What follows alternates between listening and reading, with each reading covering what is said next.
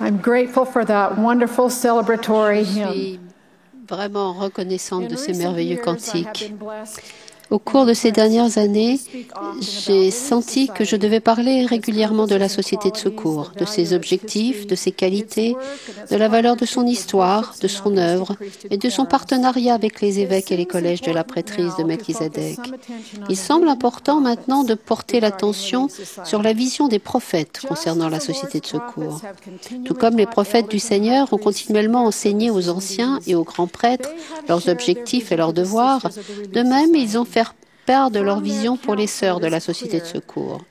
D'après leurs conseils, il est clair que la société de secours a pour objectif d'accroître la foi et la justice personnelle, de fortifier les familles et les foyers et de rechercher les nécessiteux pour les aider. Foi, famille et secours, ces trois mots simples ont fini par exprimer la vision des prophètes pour les sœurs de l'Église. Depuis le début du rétablissement, les prophètes ont fait part de leur vision de femmes fortes, fidèles, déterminées et qui comprennent leurs valeurs et leurs objectifs éternels. Quand il a mis en place la société de secours, Joseph Smith, le prophète, a demandé à la première présidente de présider cette société en prenant soin des pauvres, en répondant à leurs besoins et en s'occupant des différentes affaires de cette institution. Il voyait l'organisation comme une société d'élite à part de tous les maux du monde. Brigham Young, le deuxième président de l'Église, avait demandé à ses conseillers et au collège des 12 apôtres d'inviter les évêques à laisser les sœurs organiser des sociétés féminines de secours dans les diverses paroisses. Il avait ajouté « Certains pourront penser que c'est quelque chose d'insignifiant, mais ce n'est pas le cas. » Plus tard, Joseph F. Smith a dit que contrairement aux organisations de ce monde qui sont fondées par des hommes ou des femmes, la société de secours est organisée, autorisée, instituée et ordonnée par Dieu. Joseph Fielding Smith a dit que les sœurs avaient reçu le pouvoir et l'autorité d'accomplir beaucoup de grandes choses. Il a dit « Vous êtes membre de la plus grande organisation de femmes au monde, une organisation qui joue un rôle essentiel dans le royaume de Dieu sur terre et qui est conçue et gérée d'une manière telle qu'elle aide ses membres fidèles à obtenir la vie éternelle dans le royaume de notre Père. » Chaque année, des centaines de milliers de femmes et de jeunes femmes deviennent membres de ce cercle de sœurs qui s'accroît sans cesse. Par la suite, quel que soit l'endroit où elles habitent et participent, elles font partie de la société de secours. En raison de son importance, la première présidence a émis le souhait que chaque jeune fille se prépare à entrer dans la société de secours bien avant ses 18 ans. La société de secours n'est pas un programme.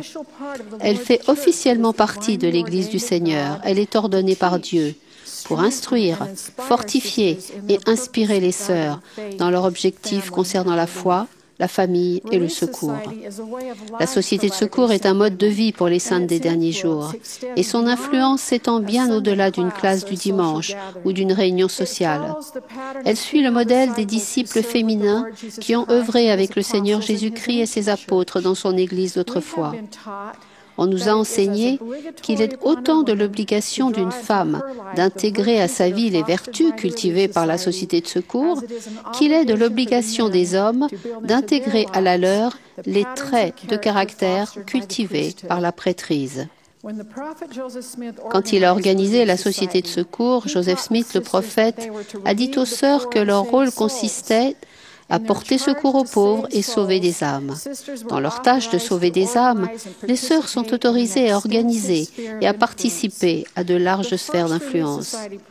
La première présidente de la Société de secours a été mise à part pour expliquer les Écritures, et la Société de secours a encore une responsabilité essentielle d'enseignement dans l'Église du Seigneur.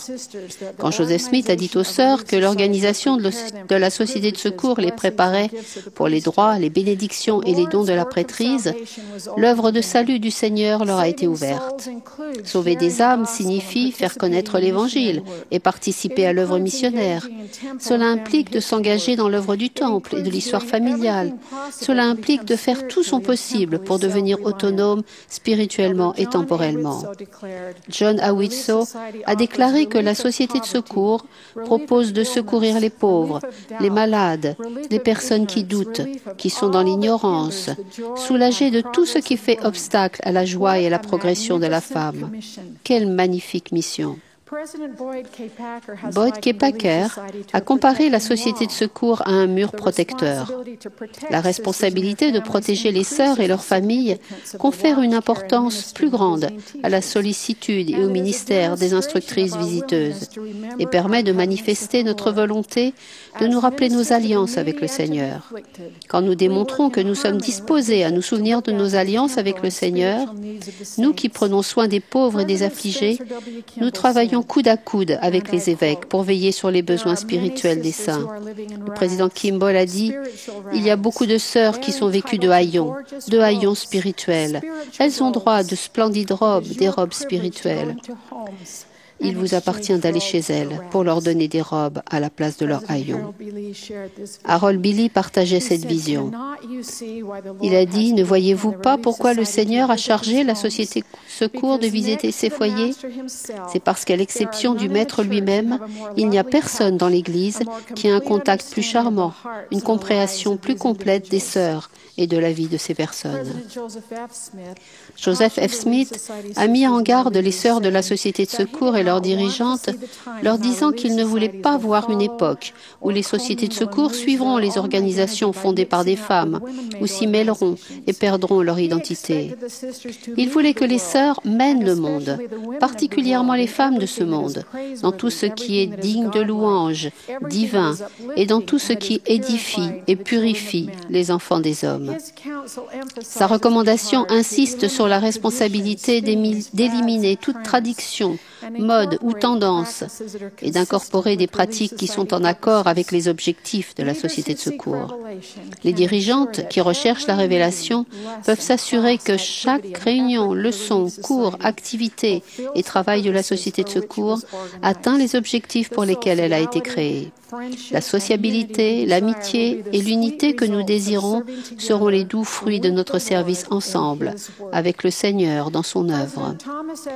Le président Monson et ses conseillers ont récemment témoigné que le Seigneur a rétabli la plénitude de l'Évangile par l'intermédiaire de Joseph Smith le prophète et que la Société de secours constitue une part importante de ce rétablissement. Prouvant son souhait que le patrimoine glorieux de la Société de secours soit préservé, la première présidente a récemment publié et distribué dans le monde entier « Fille dans mon royaume, l'histoire et l'œuvre de la Société de secours ». Dans ce livre, nous pouvons trouver des modèles et des exemples de sœurs et de frères travaillant en partenariat dans les familles et dans l'Église. Et nous pouvons apprendre quels sont nos principes, ce que nous croyons et ce que nous devons protéger. La première présidence nous a recommandé d'étudier ce livre important et de laisser les vérités intemporelles et les exemples inspirants qu'il contient influencer notre vie. À mesure que les heures vivent davantage en accord avec les objectifs de la Société de secours, la vision des prophètes s'accomplira. Le président Kimball a dit « Dans cette organisation, il y a un pouvoir qui n'a pas encore été pleinement exercé pour fortifier les foyers de Sion et édifier le royaume de Dieu, et qui ne le sera que quand les sœurs et les frères de la prêtrise auront la vision de la Société de secours. » Il a prophétisé que la majeure partie de la forte progression qui aura lieu dans l'Église dans les derniers jours se produira parce que beaucoup de femmes justes de l'extérieur de l'Église, qui ont souvent une grande spiritualité, se joindront à l'Église en grand nombre. Cela arrivera dans la mesure où les femmes de l'Église reflèteront la justice et l'équilibre dans leur vie et dans la mesure où elles seront considérées différentes des femmes du monde. Je suis reconnaissante de la vision des prophètes concernant la Société de secours. Comme le président Hinckley, je suis persuadée qu'il n'existe aucune organisation qui puisse se comparer à la Société de secours de l'Église. Il est de notre responsabilité de vivre en accord avec la vision des prophètes concernant la société de secours, en accroissant la foi, en fortifiant la famille et en apportant du secours. Je termine par ces paroles du président Snow. L'avenir de la société de secours est plein de promesses. Avec la croissance de l'Église, son champ d'utilité s'accroîtra en proportion et sa bonne influence sera encore plus grande que par le passé. Il a dit aux sœurs qui contribuent à l'avancement du royaume de Dieu, « Comme vous avez partagé les travaux, vous allez certainement partager le triomphe de l'œuvre ainsi que l'exaltation et la gloire que le Seigneur donnera à ses enfants fidèles. Je rends également témoignage de cette vision. Au nom de Jésus-Christ. Amen.